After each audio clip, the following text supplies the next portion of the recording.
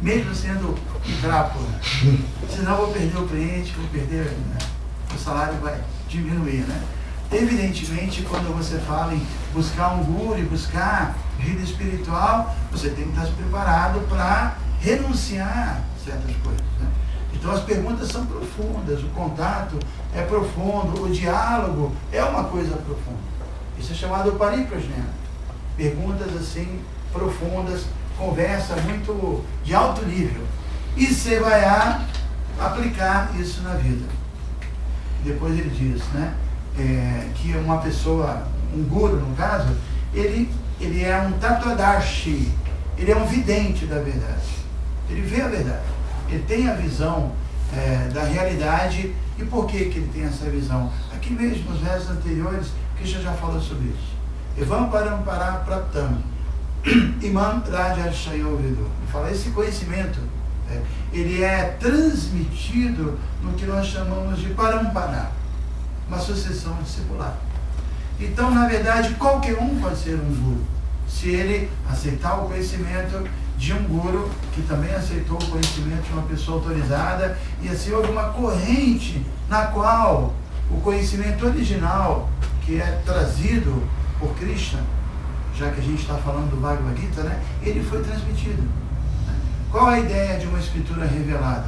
A ideia é exatamente essa: a alma está nesse mundo material, coberta pela energia ilusória, e mesmo que ele seja uma pessoa inteligente, uma pessoa bem intencionada, ele não vai compreender verdades mais profundas. Não tem, a inteligência dele não alcança isso. Então Krishna desce, assim como alguns outros associados de Krishna.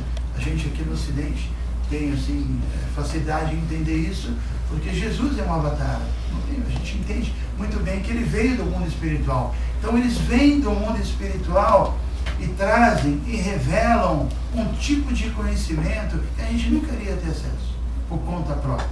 Então esse é o significado de um conhecimento revelado, descendente e transcendental. Então, se a gente quer compreender, a gente tem que ir numa fonte diferente. Como, por exemplo, se você quer saber quanto foi o jogo Santos e Corinthians, tem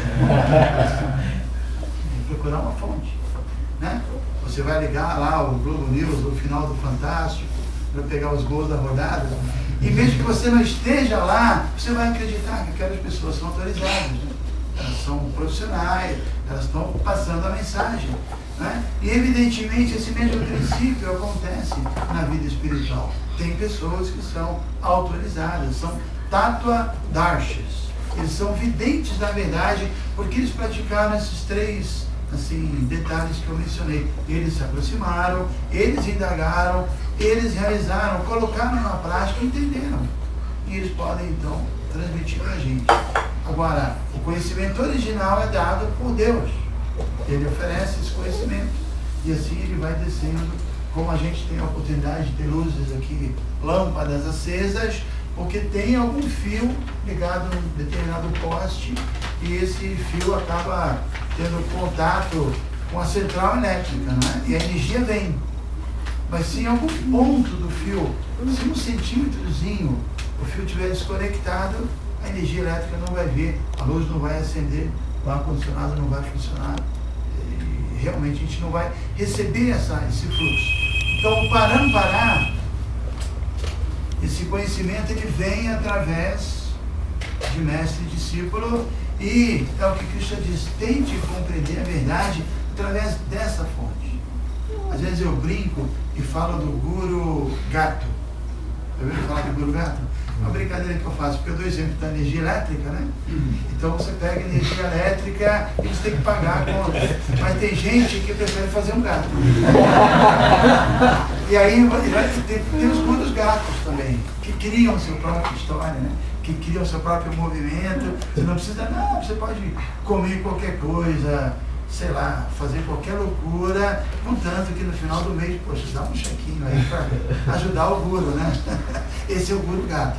Então, logicamente que no mundo material, você pode fazer um gato e até sair impune, mas espiritualmente falando não tem como, né? Se você aceitar assim, conscientemente um instrutor que não representa nada, que ele criou seu próprio processo, não vai funcionar. Então a gente precisa buscar o conhecimento da fonte. Então por que eu citei esse verso? Porque eu falava da importância do papel de Arjuna no Bhagavad Gita, desse discípulo que fez perguntas maravilhosas. Eu disse, né? Krishna falou que você tem que se aproximar e fazer perguntas filosóficas. Mas como a gente nem tem capacidade de fazer perguntas filosóficas, Krishna falou, Arjuna, vem comigo, faz você as perguntas. Porque a turma lá embaixo, eles não vão saber perguntar nada. Você vai lá e faz as perguntas perfeitas, e aí a gente faz um diálogo perfeito, e as pessoas vão ser beneficiadas. A gente ainda leva mais um associado, que no caso foi Vyasadeva, que registrou tudo isso, documentou, e a coisa está fácil. E a coisa agora então está aqui. A literatura está aqui, o conhecimento está aqui. E agora entrando um pouco nesse verso, a gente pode ver assim a habilidade completamente transcendental de Krishna, né? De em poucas palavras falar muita coisa. Aqui tem todo o resumo da consciência de Krishna nesse verso. Esse único verso. Primeiro, a meta, ele fala, que é desenvolver amor transcendental. Né? Essa é a meta desse nosso caminho espiritual. Depois ele fala quais são os obstáculos. 3. Raga, Bhaya e Krodha. Raga, apego. Bhaya, medo. E Krodha, frustração. Ira e, sabe, desistência. Né? Depois ele fala qual é o processo. A meta é o amor puro, os obstáculos são apego, medo e ira, e o processo, Jnana Tapasa. A palavra Jnana, já falei sobre ela, significa conhecimento. E a palavra Tapasa significa austeridade. Austeridade no sentido que você tem que colocar o conhecimento na prática. Quando uma pessoa aceita seriamente a vida espiritual, ele se torna o quê? Um discípulo. E a palavra discípulo vem da palavra disciplina. E a disciplina depende do quê? De uma orientação, né? Então, Jnana Tapasa significa, você recebe o conhecimento, você coloca na prática. O conhecimento é para você o quê? Se desviar do apego, do medo, das dificuldades e alcançar aquele caminho. Né? Então, as regras são necessárias. Algumas atividades são importantes para a gente começar a praticar, para poder superar as dificuldades. Algumas coisas nós vamos ter que deixar de fazer. É como, por exemplo, eu vim da casa do devoto, num lugar chamado Riacho Fundo 2, não é o mesmo. Então, de lá para cá, por exemplo, né, a gente pega umas ruas e tem lá alguns sinais fechados. Aqui é sinal? Sinal fechado, tem, contramão, e tem muito radar, né? Que é uma loucura essa cidade, né? Então, por que tem isso? Teoricamente, não vamos entrar em detalhes, é para vocês fazer uma viagem segura, né? Se não tiver sinal vermelho, se não tiver contramão, se não tiver radar, vai ser uma loucura. Todo mundo vai fazer o que quiser. Então tem que haver certas regras que não é para cortar o nosso barato, mas para você chegar com segurança. Então essa disciplina é o significado da vida espiritual. Não dá para a gente progredir sem disciplina espiritual. Isso não é possível. Não dá para continuar sendo a mesma pessoa, com os mesmos maus hábitos, fazendo as mesmas coisas e alcançar o amor transcendental por Cristo que ele disse aqui. Não é possível. A gente vai ter que aceitar um ajuste. Agora, como eu disse, esse ajuste é para o nosso bem. Ontem mesmo nós fizemos uma iniciação espiritual lá no Paraíso dos Pândavas, né? E eu expliquei, mencionei os 4 princípios. Não intoxicação, não sexo ilícito, não jogos de azar, ou não consumo de carne, matança de animais. Mas por que a gente tem que deixar isso? Porque essas coisas, elas são prejudiciais. Não adianta. Não dá para... Alguma coisa nesse mundo você tem que renunciar. Né? São 4 pilares da vida espiritual. A pureza, a austeridade, a compaixão e a veracidade. Se você, por exemplo, não quer renunciar à crueldade com os animais, você está renunciando à compaixão.